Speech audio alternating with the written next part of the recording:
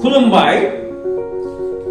जाय बिथांमोनहा फोरोंगिरि मावनो गोसो बिथांमोननि थाखाय मोनसे गोजोनथाव रादाब मानो होननानै बुङोब्ला आसाम सरकारा फोरोंगिरि मावनो गोसो जानायफोरनि थाखाय मोनसे स्पेशल टेट फाथिनो नागिरदों आरो बियो स्पेशली बड' मिडियामनि जों लोगोसे मणिपुरि गार' आरो मार मिडियामनि थाखायल' दा बेखायनो बर' मिडियामाव फरायनाय फरायसाफोरनि थाखाय एबा बर' मिडियाम फरायसालिफोरनि थाखाय बिसेसकै मोनसे मोजां रादाब मानो होननानै बुङोब्ला दिनैहाय बर' मिडियामनि फरायसालिफ्रा फोरोंगिरि गैयैनि जाउनाव थैलांनायनि लामायाव फैबायमोन दा बेखिनियावनो मोनसे गोजोनथाव रादाब जिहेतु फोरोंगिरिफ्रा जेरावबो खमायलांबाय दा बेखिनियावनो बर' मिडियामजों लोगोसे मणिपुरि गार' मार मिडियामाव फोरोंगिरि थिसनथायनि जि राहा लामा लाबाय बे मोनसे खोब बाखनायथाव आरो गोजोनथावना रादाब दा बेखायनो जायफोरा एसपायरेन्ट केन्डिडेट बिथांमोनहा गोख्रैनो अनलाइन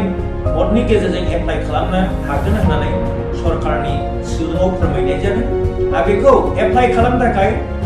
सेबानि वेबसाइटआव नायनानै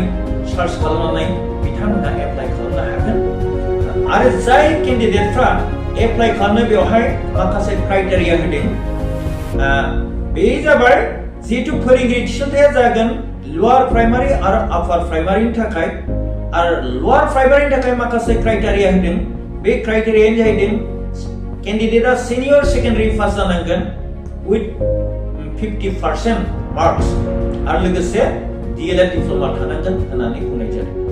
आरो जुदि केन्डिडेटआ ग्रेजुवेटब्लाबो जागोन बेवहाय खिन्थु मार्कनि खोथा बुङाखै नाथाय DLED बा BEd आ थाथारनांगोन होननानै बुंदों आरो सेकेन्डलि आपार प्राइमारिनि थाखाय ग्रेजुवेट उइथ 50% होनना बुंदों आरो बेवहाय बिथाङा BEd बा DLED आ थानांगोन होनना बुंदों आरो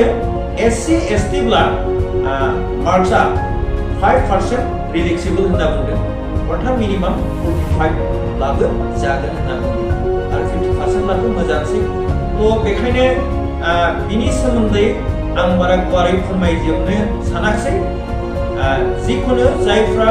फोरोंगिरि मावनो गोसो बिथांमोना गोख्रैनो आसाम सरकारनि एडुकेसन वेबसाइटआव नायनानै अनलाइन मडनि गेजेरजों एप्लाइ खालामबानो जाबाय आरो इन डिटेल नोंथांमोनहा नटिफिकेशनखौ नायनानै बुजिना लानो हागोन एसेनोसै गोजोन्थों